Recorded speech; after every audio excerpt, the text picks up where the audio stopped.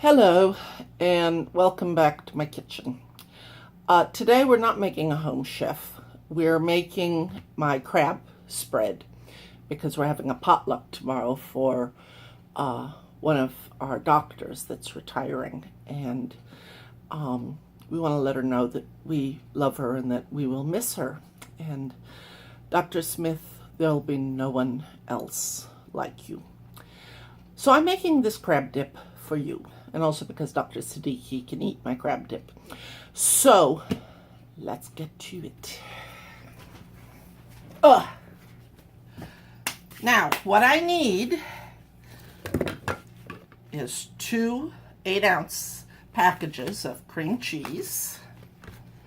Oh shoot, I just spilled my milk. I better not cry over it.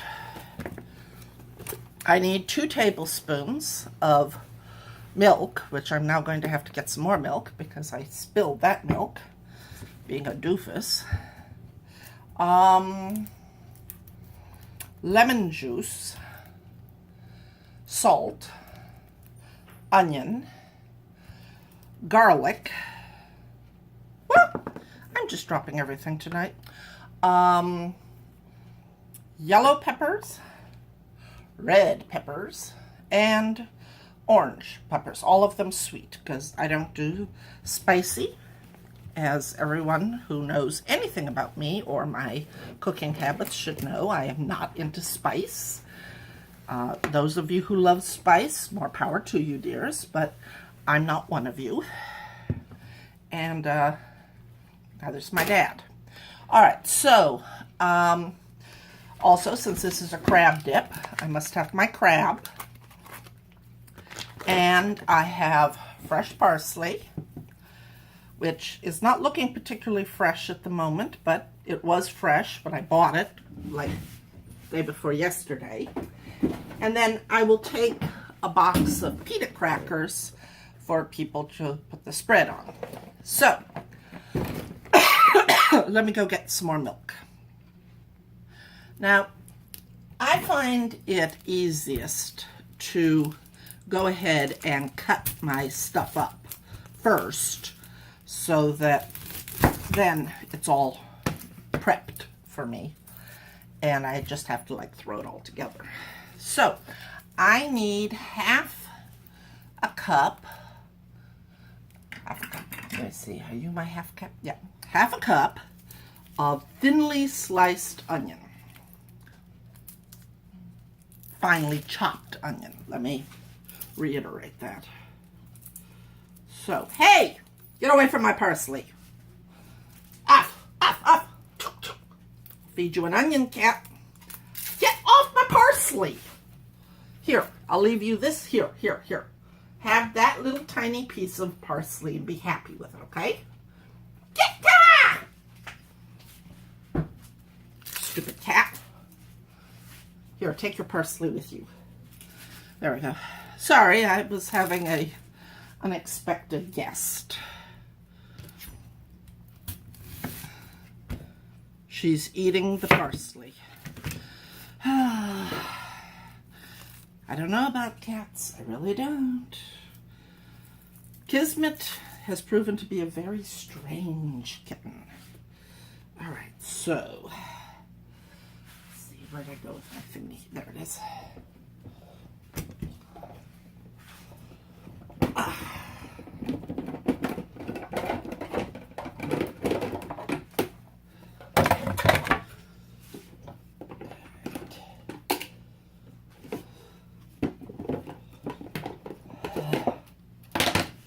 Okay.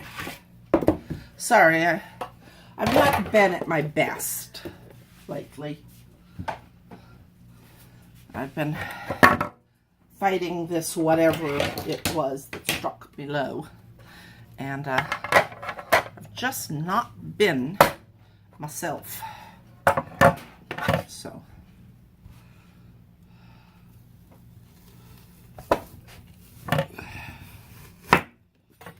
right.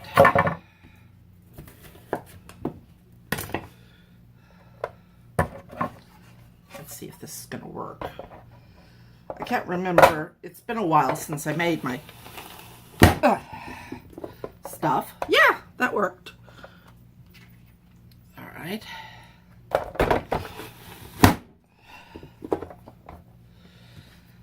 right.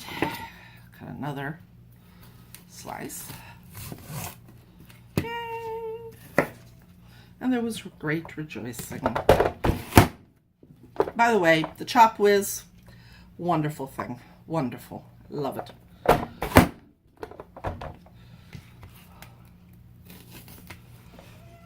I got it at Bed Bath & Beyond, and it was well worth the money that I spent on it.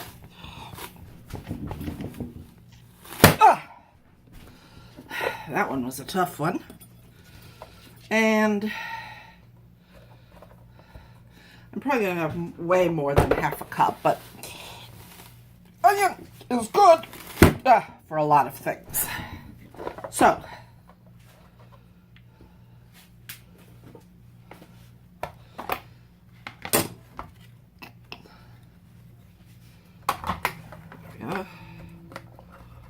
there. And there's my chopped onions. Now let me go put this in a container. I'll be right back. Okay, so now I need to take my tomato, which I've now put into fourths, and I need to cut out the seeds and the stems and things like that, because it's supposed to like just have flavor, not the everything in the universe that happens to be inside this tomato. So I scrape it out.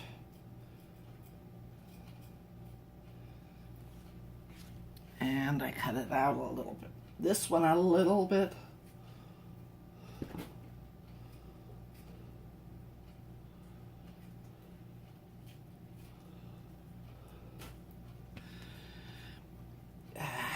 I got more meaty tomato than I really thought I was getting. I thought I was getting just kind of like a regular tomato, but this is having a lot more meat in it, which was not exactly what I was looking for.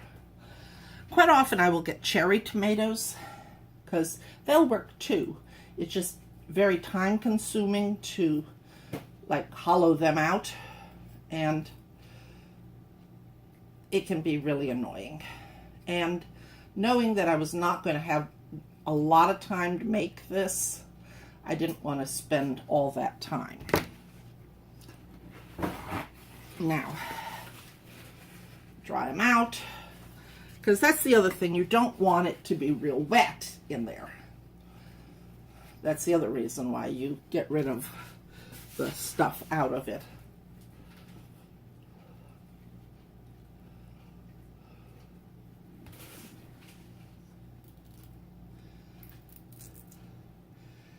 My cat is sneaking up again. Can you see this? Do you see this cat attempting to get more parsley? She's incorrigible, and I don't even encourage her. All right.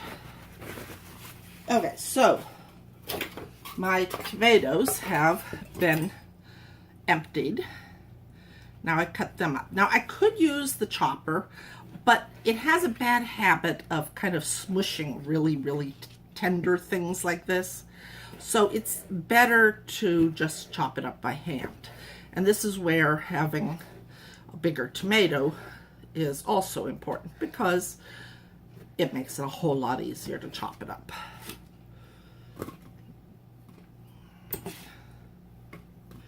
I put that in this bowl here. Are you getting that over there? Kismet? Oh, Kismet. Do not play with the cords, okay? You are likely to electrocute yourself. And that would not be, that would quite shock my viewers if my cat electrocuted herself. Stay back, foul fiend of the forest. She's definitely curious. Kismet is the kitten that I found at QV Sykes when she was about 5 weeks old. And I was good. Hey, you, stay away.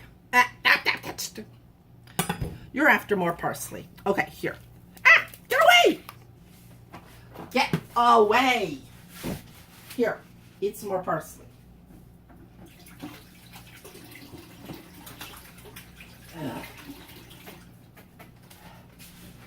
Stupid cat.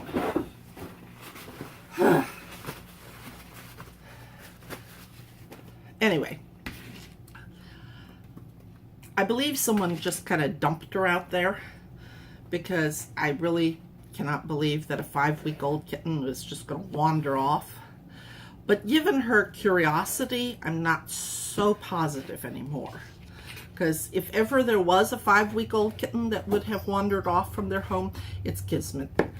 Because she tends to think that she can take on anything, go anywhere, do anything. She will just like come to the edge of something and just jump off into the midair. She's a very strange little cat. All right, so now my tomatoes are all chopped, and I will set them off to the side. Now I must cut up my peppers.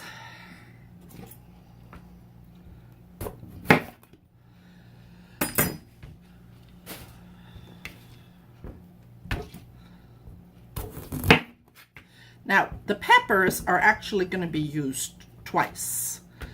One part is going to be mixed in, and one part, good night alive, what is that? This pepper is having issues. Okay, one part is going to be added to the mix, and one part's going to be kind of layered on the top. So, again, cut out the stems and the seeds and whatever the heck that thing is.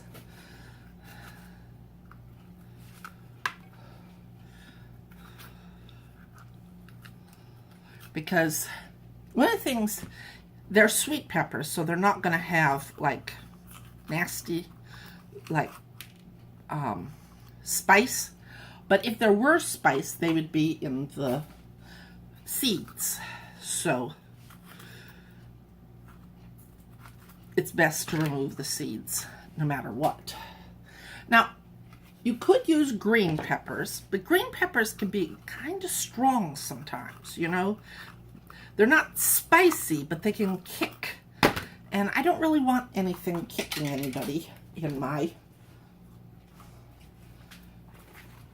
when I'm doing this.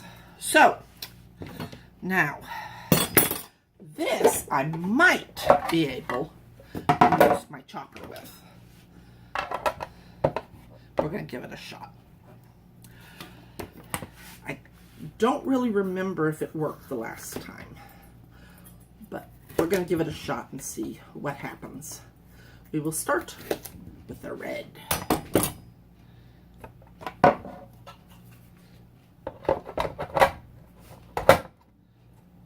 Ready, set. Yes, that worked nicely. See, love this chopper. Alright, so now I put the red peppers in my bowl here. And now, hang on, I've got a red pepper hiding there. Alright, put it back in.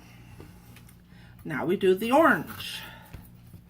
This just adds, it's not that it adds much flavor to it by changing different colors, but it makes it look prettier. And part of food preparation is how it looks, you know? If it doesn't look good, why is anyone going to want to eat it, you know? And sometimes we tend to overlook that. We're like, well, it's the same, you know, it's going to be the same type of stuff when it gets to your stomach. But a lot of appreciation of food is in the taste, the smell, and the visual. This I learned from my godson, Andy, who is a phenomenal chef. You can sometimes catch on Facebook his food porn. And believe me, it is food porn, because it's wonderful. And he works at the Lion Country Club up in West Point. And I just cook. He creates. He is amazing. So if you ever get a chance to eat up at the country club in West Point, definitely check it out, because he's great. And he's the one who taught me a lot about how important it is, what it looks like, what it tastes, you know, how the textures and everything. So check it out. All right, here we go. All right. Now, the last thing that has to be chopped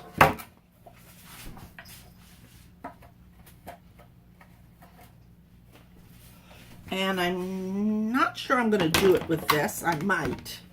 Let me clean this out just a minute. The last thing that needs to be chopped is, of course, the crab.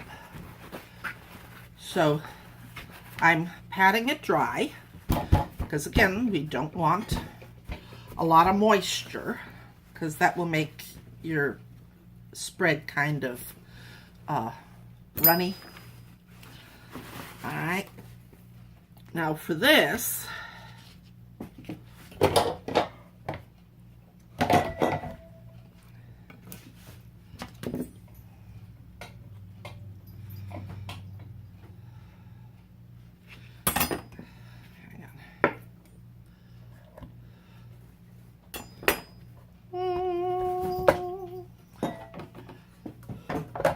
again, I gotta see if this works. Yes, works perfect. See, I can't always remember what things I've had success with in using this and what things, like, looked at me and went, "You're seriously going to try to chop me with that?"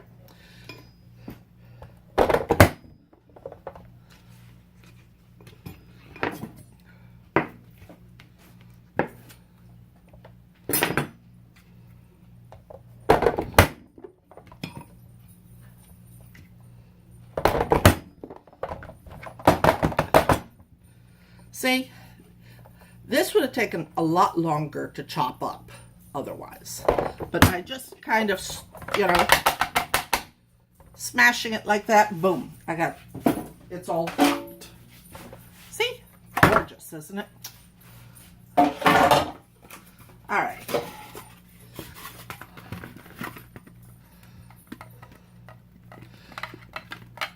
All right, now that I have everything chopped, I can get down to the business of mixing.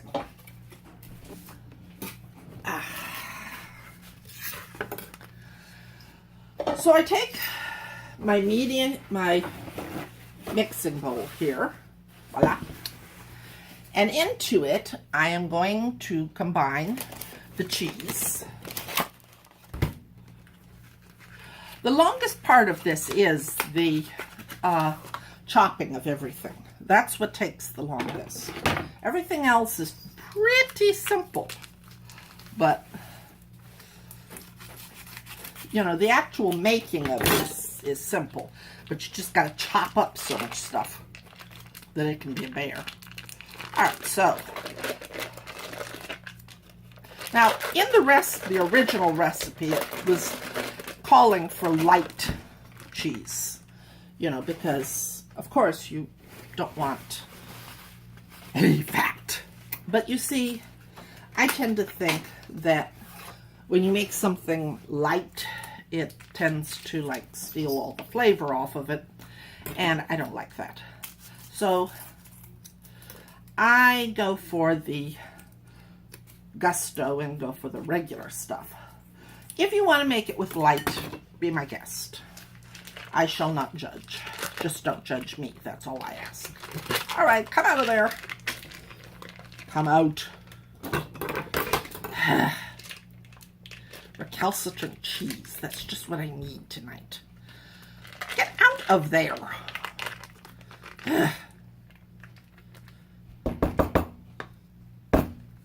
All right.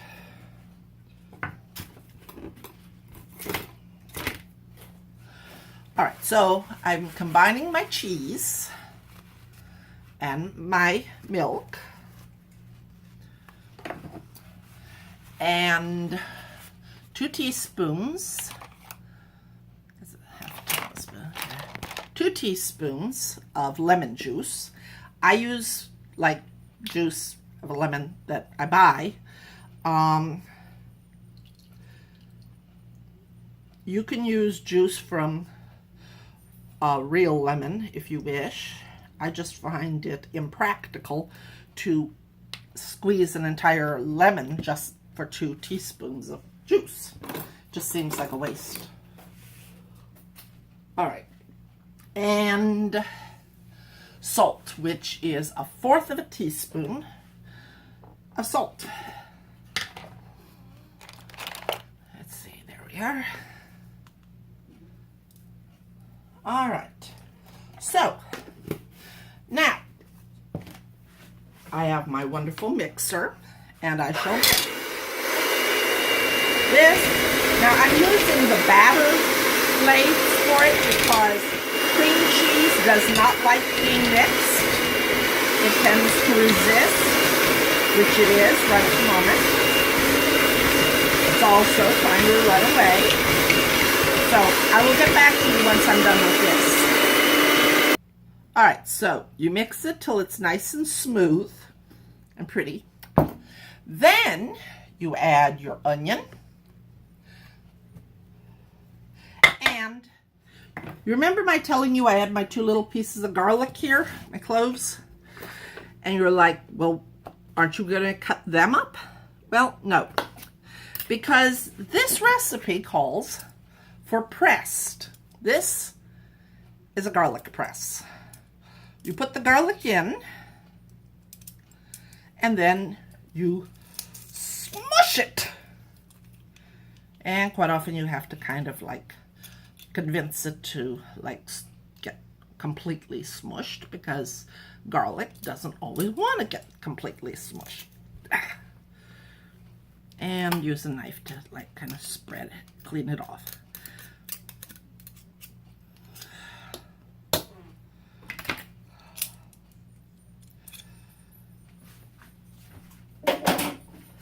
A garlic press is one of those things that you don't use a lot. In fact, you don't use it hardly at all. I think this is probably the only thing, except sometimes when I get a recipe from Home Chef, but I can't think of one right offhand that I've had to press the garlic.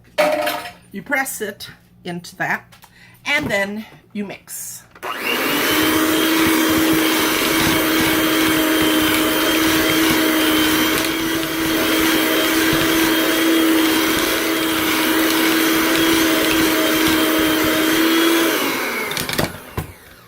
Now, add half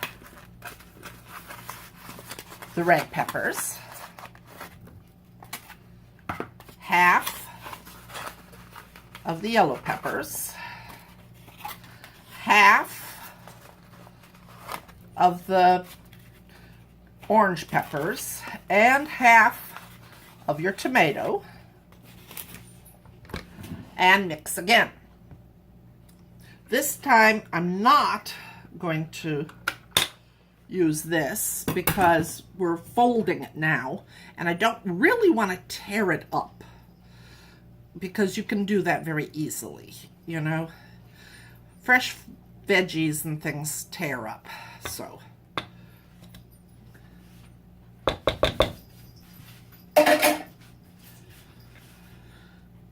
The batter blades are easier to clean off also than some others, like the smaller blades. So, fold them in. Fold, fold, fold. I think I need a bigger scraper to fold with, because my little one here is great for putting it in the thing, but it's going to be a little bit hard on the whole folding business. I have one perfect. See? Fold. Fold. Fold.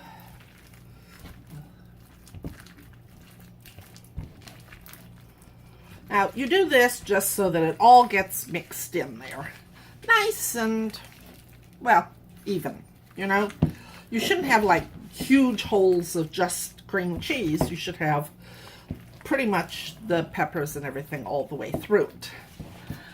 Then I also fold in some of the crab meat. You don't have to do that, but I like to, just so that again you get a nice mixture of all of it all together. Now the recipe, the original recipe this came from, called for just putting the cream cheese in, and then you were to put everything else on top of it.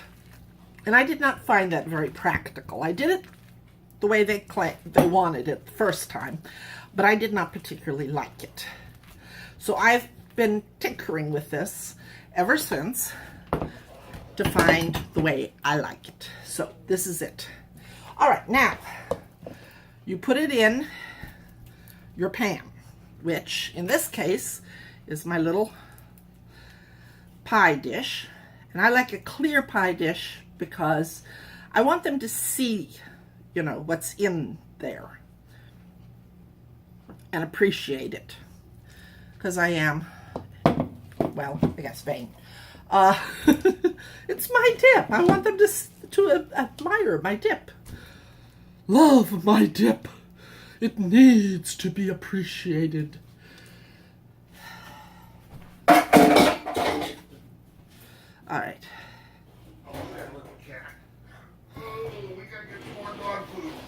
Will do. All right. All right, then smush it down into the pie pan. Just like, you know, just flatten it out, squish, squish, squish, squish, squish, squish. Try not to mess up the edges if you can, you know, the edge of the plate, but if you do get it messy, you can always fix that. But get it as flat as you can. There we go. There we go. There. All right.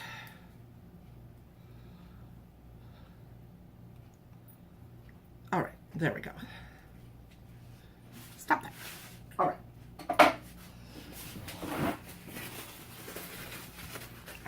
Clean up the edges here. Now it's time to sprinkle the rest over. So first I do the tomatoes. Just, you know, kind of sprinkle them over. Try to make sure that they don't clump up in one little spot. But don't worry, you will have plenty to sprinkle, so it will get well sprinkled. Then sprinkle the peppers. Peppers, peppers, peppers, peppers, peppers. And the yellow peppers.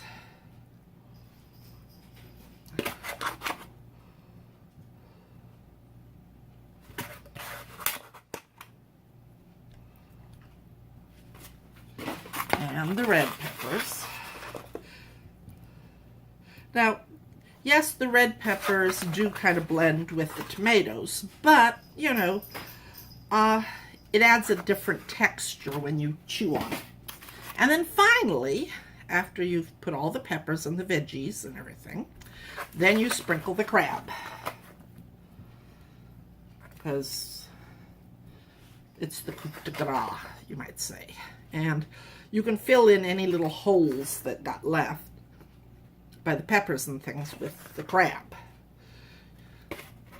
So that basically, when you're done, it's all covered. And you don't have any gaping holes of white. You should be able to just see the topping and maybe peeking in and out a little bit, like peekaboos, the other stuff. Now, then I take my not so fresh parsley.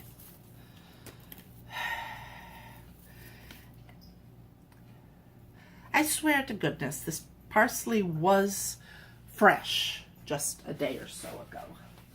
Where? Oh, where, oh, where, oh, where, oh, where, oh, where, oh, where? No, I can't find my scissors. Hang on, I'll be right back.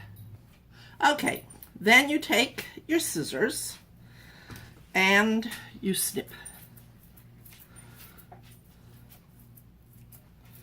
Now, you will notice that while in my recipe I have, how much everything is supposed to be, in real life I just kind of wing it, because I've kind of gotten to the point with this that I can wing it. But if you're making it, I would suggest you go with the real thing. And don't wing it until you're sure of what you're doing. All right, and there it is. There is my dip, and I will cover it with plastic, put it in the fridge, and I will have it for tomorrow with the pita squares. So, thank you very much. And this is Rosalind checking out.